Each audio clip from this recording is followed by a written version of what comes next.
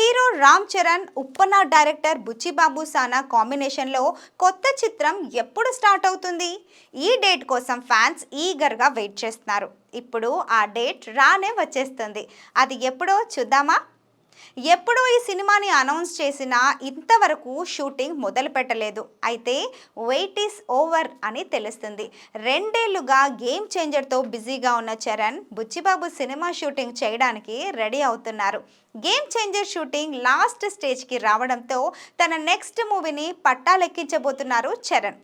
ఆగస్ట్లో ఈ cinema sets మీదకి పోతుంది. ఇది రామ్ చరణ్ 16వ సినిమా.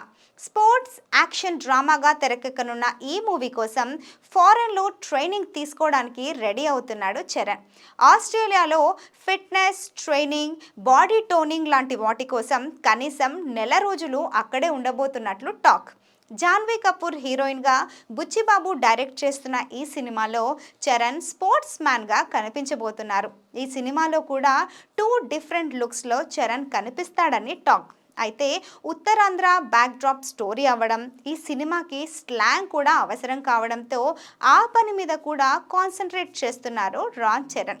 ఈ సినిమాలో ఇంపార్టెంట్ రోల్లో కన్నడ స్టార్ హీరో శివరాజ్ కుమార్ నటిస్తున్నారు. విలన్గా సంజయ్ దత్ చేస్తున్నాడు అని తెలుస్తుంది.